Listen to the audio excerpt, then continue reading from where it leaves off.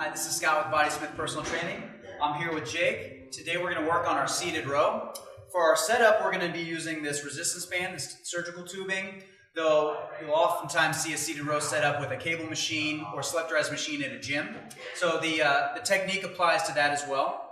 For this particular lift, we're going to be working on strengthening the big muscles in our upper and mid back, as well as our biceps. So that would be the latissimus dorsi, often referred to as the lats, the posterior delts, so the back of the shoulder, the big muscles in the mid and upper back, the trapezius and rhomboids, and also the gun show, the biceps. So we get to use all of those with this lift, which makes it a great lift to incorporate into your routine, okay? Also helps us work on our posture because of all those muscles that pull our shoulders down and back, which is really the first cue I'm going to give Jake. So let's go ahead and get it started here. Show us what this looks like. Exactly. So he's pulling his shoulder blades down and back, which is bringing his chest into this nice lifted position. When that happens, sometimes there's a tendency to overarch your back, okay, or let your hips come forward, but he's keeping his abs drawn in nice and tight down here to help frame that spine while he really pulls into those muscles in his upper and mid back there. So he's just reaching back with his elbows, squeezing, squeezing, squeezing, flexing here, and then returning at a nice slow tempo, stretching those muscles back out, reaching back and squeezing. Notice how his head stays nice and tall. Oftentimes you'll see one of the big compensations I'll see is the chin will come flying forward. He's keeping that real still. I'll also see another common deviation of the shoulder blades elevating. Go ahead and show us what that looks like. So yeah, we want to keep those out of it, okay? Drive those shoulder blades down and back. There we go.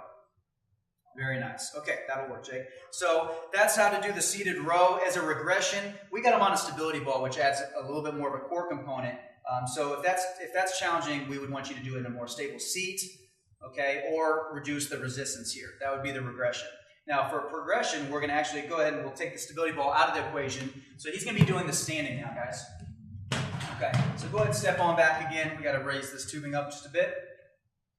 Okay, take a shoulder width stance and go ahead and flex the knees. Okay, bring the hips back underneath you.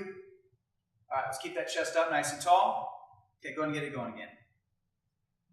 So now we just have to stabilize more with the hips and spine here. He's locking his abs in, locking in the muscles around his hips to keep from getting pulled forward. But the technique is still the same. We're just looking at posture. He's standing up nice and tall. Shoulders are down and back, flexing the back as hard as he can. Okay, and as one last progression, go ahead and let's show him the single leg version.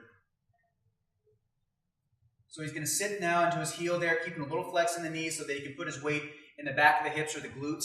He's still going to, with his upper body, his torso, he's going to stay nice and tall and keep that good postural position as he works his upper back again. It's a little harder than it looks. This is wanting to pull him forward. He's having to brace real tight through his abs and hips. Very nice. That'll work. Okay. So that is the seated and standing and single leg row right there.